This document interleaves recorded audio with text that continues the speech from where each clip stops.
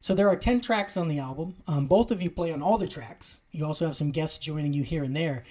And I found the sequencing of their appearances interesting. We'll get into their actual names later, but the first four tracks, you've got a Hammond B3 organist. The next track, you have a guest violinist. The next track, you have a guest saxophonist. The next one, you have a guest guitarist. And then for the final three tracks, it's just the two of you. So in terms of the track sequencing, was there a method to that madness, or did the running order just kind of fall into place organically? That was pretty organic, honestly. I think it was more like, all right, how do you pick where things go in the order? It is interesting that it sort of came out that way. I agree. I think it was sort of more about the kind of the tunes and the way they are, and sort of trying to make a progression of listening, if that makes sense. I think one of the things I always loved about Yellow Brick Road and records like that is that they have an arc. If I think about Super Unknown that my friend Michael Beinhorn did for Soundgarden, you've got this amazing arc for the record, and by the time you get to Just Like Suicide at the end, it's just this amazing release. Mm-hmm. And so having that hilarious drum solo at the end of the last song just sort of feels like, all right, cool, we've taken you on this hilarious journey, and we hope you had a good time, and that kind of thing. So that was really it. It wasn't a conscious thing at all in terms of finishing out with just the two of us. It just sort of seemed like those tunes made the most sense to end with, because if we would have started out with Skronktastic, for instance, people would have thought, oh, this is a really heavy rock record. Or if we would have started out with Moths and Mosquitoes, people would have thought, oh, this is going to be a very soft record. I'm going to try something else. Did you I mean, we went back and forth a little bit in terms of the order, totally, yeah. But did you find, Sean, that as you were mixing and as you were adding parts and so on, that an order took place over time? Or was it like, oh, okay, tonight's the night I'm going to figure out the order, and then you did it that way? No, it's interesting. Yeah, I think it was sort of over time, to the sense that I think I just said that is the first song on the record, and it's actually the first song. The first song we did, yeah. And it feels like it sort of encompasses a lot of the ideas in a record. There's there's unison lines and anyway. No, I tend to agree. I think that if you were going to play anyone one track, if you had the choice to play one track, it would be, I think I just said that. And the reason I say that the order thing was an issue was because that was the mix I was the least happiest with until the very end. And I know that I knew I wanted it to be the first tune. Mm-hmm. Yeah, I knew I wanted it to be the first tune, but it was one of those things where I struggled to get the mix to be the same level and quality of the other tunes for me. So you should know, Dan, by the way, Sean, quote, struggling is really super fantastic. Like, Sean would send me these mixes and they would sound outstanding, and I would go, dude, that sounds outstanding. And he would go, really, you think so? Because I just found out that there's like a standing wave pattern at 1,000 kilohertz in my room, and I just don't know. I got out a spectrometer, and then he'll send me another mix of the same song and go, here, check this out. I think I fixed the problem, and it will sound equally outstanding. And I'll go, see previous email. So yeah, Sean, quote unquote, struggling is pretty darn fantastic. It's true what you say, Sean, about people are very dismissive these days and very quick to judge what something is. And they'll be like, this isn't for me. It sounds like a little like Stevie Ray Vaughan. That's not really my thing. And they don't know that if they just listen for like 40 more seconds, it's going to be something else. So I was wondering, Nate, at what stage was the music when you played on it? Did you guys track a lot together, or were you mainly overdubbing? Oh, you should talk about the origin. That's a fun origin story. I mean, I'll let you tell that because you tell it better than me, honey. Yeah. But I will say, I'll just give you a brief overview, and then I'll let Sean fill in any details that he wants to. But it basically just started out like Sean and I have been known to hang. Like, we're just buds and we hang out. And so one night we were hanging and we went into the studio with the idea of just throwing down some, random rough ideas. And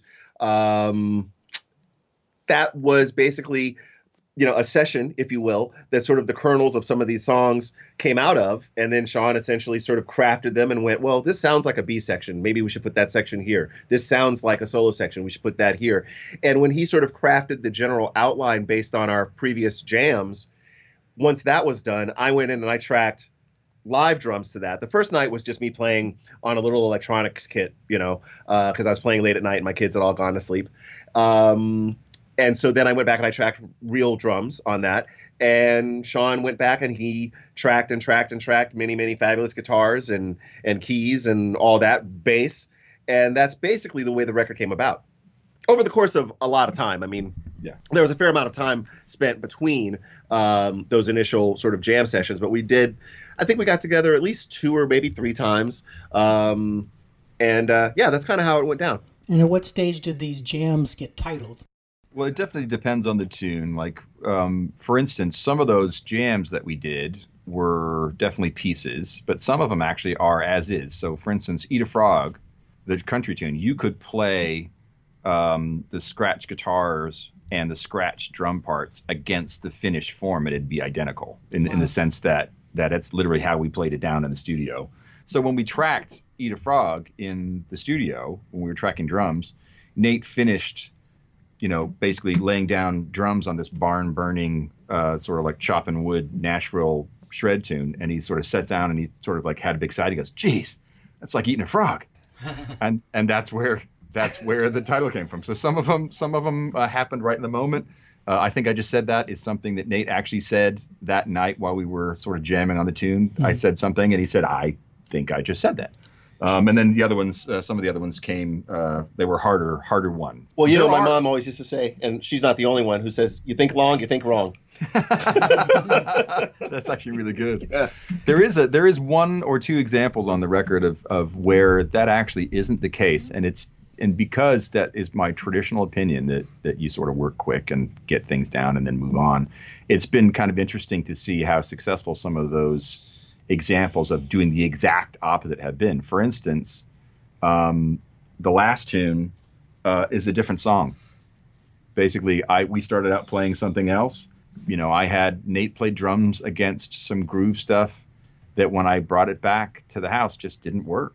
And it just did not. Sean is saying that what I played did not work. No, what he played is if great. Anyone was missing that, Sean just said, I brought it back, what Nate had played, and I listened to it, and it just didn't work. Shut up. That's what just happened right there. So what happened was... Podcast smackdown on me, Sean. Oh, my God. Wow. I'm not throwing you... Whatever, dude. You're throwing me under the bus, bro. No, I'll be here under the bus. I'll be here waiting under the bus whenever we get back. Thanks, bud. And Nate was like, what do you expect me to play with a shitty guitar track like that? Come on. Yeah, exactly. This bass and guitar is so shit that I just can't... So I actually rewrote the tune. I wrote a completely different tune around his drum stuff. And then tried to recreate the solo section at the end to make sure that the drum solo made sense. But essentially, it's actually a completely different song than the one that he played to. That's interesting. Well, since we've been sort of touching on specific tracks here, let's do that a little bit more formally. The one we opened the show with is actually not on the album. That was the audio from a video that you guys posted on your website and YouTube.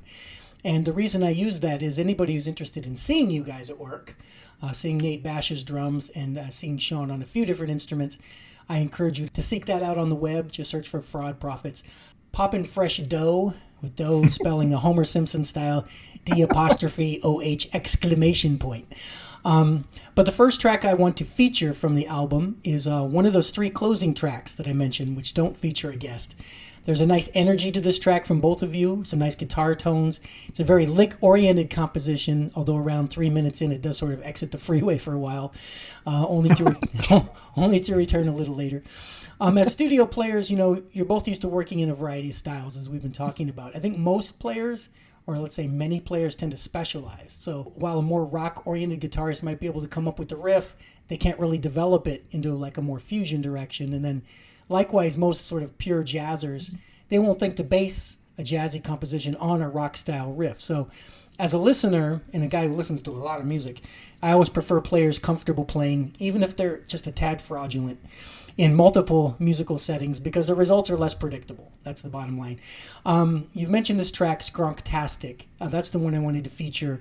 And before we lay it on everybody's eardrums, what do you guys want to say about that one? Well, I think it's been interesting that song has gotten a really strong response, wouldn't you say? Like from a lot of people, it is a lot of people's favorite tune. I also feel like it's almost like the track that almost wasn't. Because we kind of had everything. And then, I mean, if I may say, I kind of said to Sean, I was like, I feel like we need like the rock song and then Sean went away, and then Sean came back, and then there was Squontastic. Yeah, so basically he sort of called up the night before the last drum session and said, I just really feel like we need a rock song. And I'm like, okay. I think I just said that. Yeah, you did. Wow. Ba-dum-bum. Ba-dum-bum. Ba-dum-bum. So I actually wrote the tune. I wrote the tune and actually recorded the scratches to a click 30 minutes before I left to go to the session. So it literally was like super fast stream of consciousness right off the cuffs sort of thing. And then we went and played drums to it, and it became a tune within 4 hours of actually writing the first little riff. So yeah, that freshness is something you can't recreate. I know that Phil Collins and Genesis, they used to have their writing sessions, and they go in the studio, and they eventually learned that they should just record their rehearsals. And eventually the rehearsals ended up being Genesis albums, because as the tunes came together in the studio, they go, why are we going to go to a secondary location and do all this again? But Tom Petty had a philosophy that they did not write until they got into the studio. So they went to the studio, began writing, and tracked right then because they always felt it was better. Interesting. And, Jeff Baxter said when he worked with Steely Dan, those guys lived in the studio. He goes, we'd spend 3 hours just finding a comfortable chair. Oh, skunk. I love the guy. That guy used to call me from helicopters on a satellite phone from Afghanistan. He's a U.S. Marshal, actually. Crazy guy. Yeah, and all into missile defense and all that kind of stuff. Yeah, totally. Crazy I was just thinking that must have been back when there were like budgets. Yes, exactly. Well, of course, no one's going to go in and just write in the studio unless somebody's got a big-ass checkbook supporting that. Yeah, that must have been nice. That must have been nice. Yeah. Well, we are way overdue for some music. So, from their 2019 album Poptosis, here are the Prophets of Fraud, performing track 8 on the album, which I've got to say is pretty dang skrunktastic.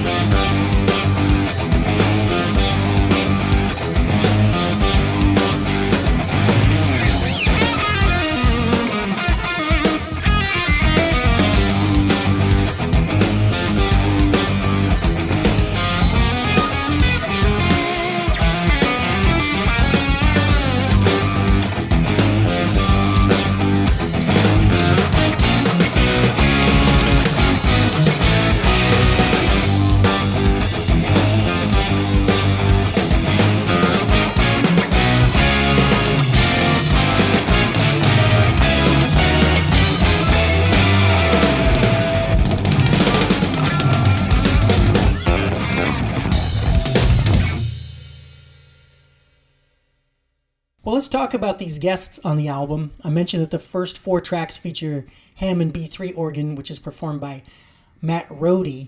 The album opener, when I first heard that one, I mentioned Stevie Ray Vaughan. It starts with that sort of type of tone and that feel. And John Harrington, again, has some stuff like this. You think, oh, this is going to be a Fender guitar, kind of funky blues things. I know what the changes are going to be. I know what's about to happen. And then it starts and you go, oh, I was wrong. Bait and switch, musical fraud, which is another thing we get here. But I also agree with Nate that it's a good opening track as a sort of sampler for what's to come. So tell me a little bit about Matt. Well, I think Nate has known Matt for a long time. Matt is a super badass keyboard player here in LA who's played with James Addiction and a bunch of people. He is one of the busiest keyboard players in LA. And we played a gig together years ago, right when I first came to town, where I basically sounded like an 8-year-old, and Nate and Ian Martin sounded great. And I just sort of sat back and watched everybody play, and it was fun. But when it came time for the keyboard stuff on this thing, it became really important that I'm a huge fan of B3, as Nate is. And I think it became important that we had somebody that could actually shape it like a B3 player, as opposed to me just trying to hold out some chords and do some slurps and that kind of stuff.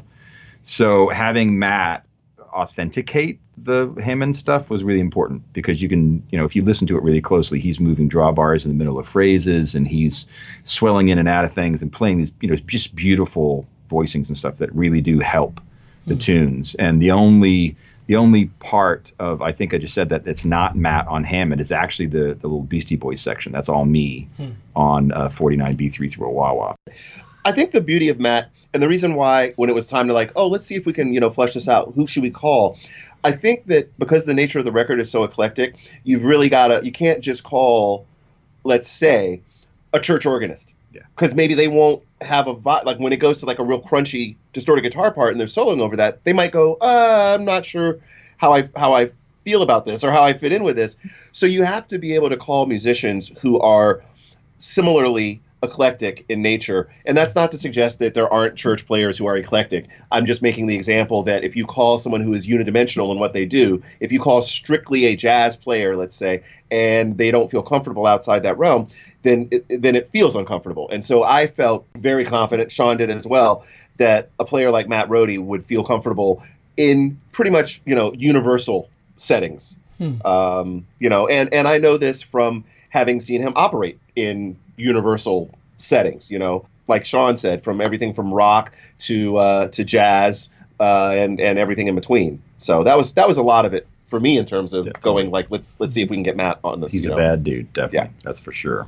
Yeah, and to the casual person, there might not seem to be any difference between somebody playing a synthesizer or a piano or the Rhodes or the organ, but for the players it can be very different. I remember Bobby Whitlock was on the show.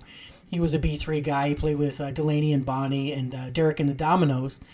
And he's playing on George Harrison's album, All Things Must Pass. And George said, well, can you play the piano on this? It's like a gospel-y kind of thing. And Bobby just never played the piano. So it was Beware of Darkness. And he said that he sat down to play it and he broke the piano string inside the piano. He played a bass note so hard that the string snapped. And it wasn't a high one. It was like a low one. They had to stop the session and get the piano restrung. I think he was kind of proud of that. Well, he should be. I mean, it's like Hammond organs are not velocity sensitive, so it doesn't matter how hard you hit the key; it's never going to be louder. So those guys beat the hell out of them. Well, the next track also features Matt, and as Nate said, it is a different feel, and you want a guy who can play with different feels. In fact, that one, which is called Scrubs, you can explain that in a minute. It kind of reminds me of those sort of elegant recordings Chet Atkins did, like in the 1990s, to the latter part of his career. This really classy and really, you could tell it was a player playing controlled and just trying to hit a sort of a sweet spot. So I was thinking of Chet when I was listening to that. And yes, Sean, you can feel complimented by that. Well, thank you. That's I don't deserve that. That's wonderful. Thank you. But also some funky slap bass at the end. So you just don't know what you're getting with this band. So. It's true. That track, when we did the drum stuff to it, was fun because it was that little tom fill that opens up the song. We just laugh every time we played it. It just sort of it's kind of like the do do do do do do in No Diggity. It totally is the No Diggity. No Exactly, Diggity. it is. Gotta bag it up, yeah. But it's got that No Diggity thing in it. It just always makes me laugh. So there's something about it that just says, all right, with that tom fill as being the first thing that you hear, restrain yourself and play for the song, which is what we'd always do anyway. But it's a fun tune. And it's called Scrubs because... Well, it's sort of another one of those fraud prophets. Why don't you go ahead and figure that one out yourself, Dan? Oh, I got it. That's Nate's opinion of me and Sean. We're Scrubs. See, exactly. It's about replacement players. Yeah. Well, I'm going to skip ahead to track 4, which is Moths and Mosquitoes. I'm going to come back to track 3. This is the only track to feature a musical credit for Nate other than drums, though it is another percussion instrument. This is a Peruvian instrument called a cajon. And why don't you explain what that instrument is, Nate, and then why you wanted to incorporate it into the mix? I wish I could tell you the deepest origins of it. I actually don't know. If I had to guess, it would be something having to do with probably an instrument that was created out of necessity for lack of an actual instrument to play, because it's essentially just a wooden box. And to this day, the cajones that are made are still essentially wooden boxes. And that's about as much as I know about the origin of the cajon. Thank you for exposing me for not knowing, Dan. I'll have to look it up and find out. The whole idea behind it is it's got an open chamber in the back that you can hit that sort of gives you a low tone like a kick drum might, and then it also has a much tighter bit on the top that you hit that is much shorter and snappier, which you sort of approximate a snare with. Well, actually, snares inside it. Yeah, the snares inside of it. So you're basically you're in one box that you're sitting on. You're approximating both the kick and the snare drum for a drum kit. I love that Sean knows more about percussion than me. I don't. You do. If you just... No, you totally do, dude. I totally don't know. Basically, you sit on it, and then you sort of just use your hands, your bare hands, no sticks or anything, and you just sort of like thump a boom, boom, boom, boom, boom. And it sounds surprisingly good, but you're credited as drums and cajon on the track. So when I said adding it to the mix, it was like you didn't commit to it. You kind of like... You played a gig, didn't you? You played a gig somewhere at Vibrato or something with somebody, and you had gone back and forth between cajon and kit, and you really liked that. So we talked about that as a thing. Yeah, that's true. But we're talking about moths and mosquitoes, so we have another title to explain. I just think that it sounds like it's got this vibe because the guitar is through a bunch of Leslie stuff, and it's got this really pretty Hammond organ that sort of floats over top. It just feels like a back porch kind of a song at night. Or in the dusk in Louisiana somewhere. It's got the moths and mosquitoes sort of flying around. That's the idea.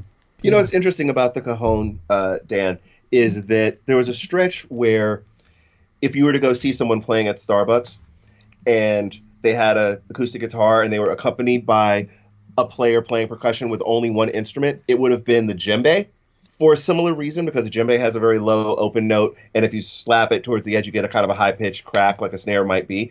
And so cajon is kind of on the come up now. Cajon is kind of the new djembe. It's kind of like the all-in-one sort of percussion instrument that you can take around under your arm and sit down and emulate the semblance of a drum set. Well, what I think you should do on the next album, Nate, is you should sit on 2 of them at the same time and call the track Cajones. Oh my That's pretty good. God. That's pretty good, Dan. That's pretty good. Okay, that's pretty good. It's actually, that was one Thank of those, you, everybody. Good night. One of those That was a rare show jokes. closer. Like, And we're done.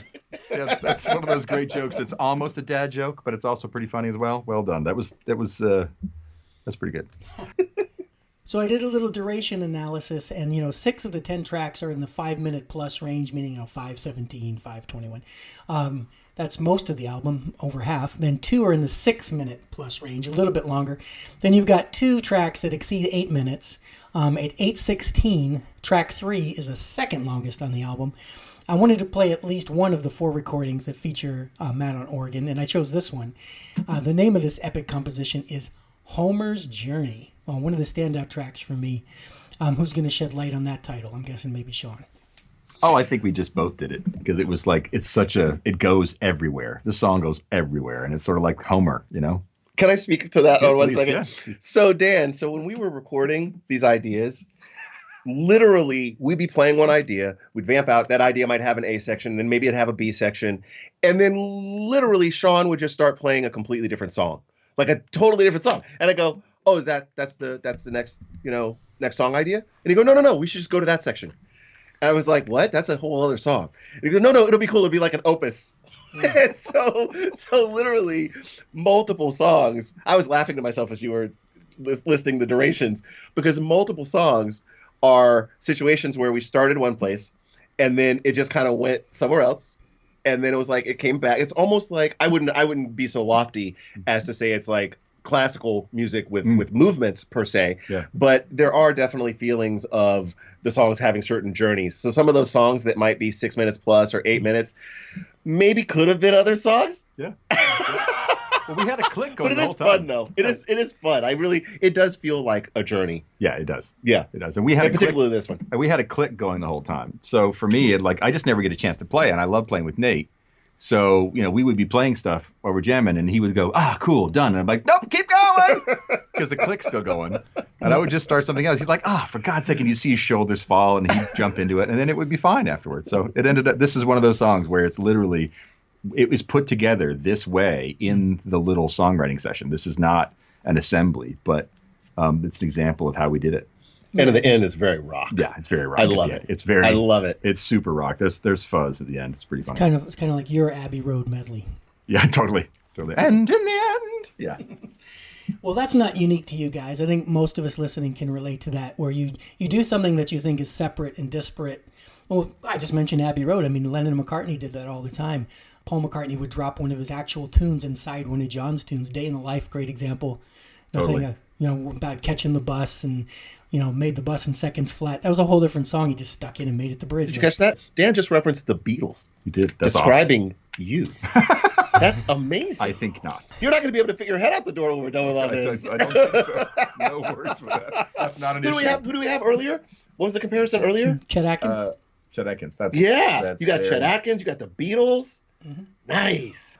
But we also mentioned that tune we opened with having dough in it, and we've got Homer's Journey. Oh, that's true. although, unfortunately, I actually named that, so that's me. Poppin' fresh to Homer Simpson. That's pretty funny. He's like, poppin' fresh dough. Homer's like, poppin' fresh dough. Well, again, we're due for some music, so let's give that a listen. From Poptosis, this is track 3 on the album. It's Homer's Journey.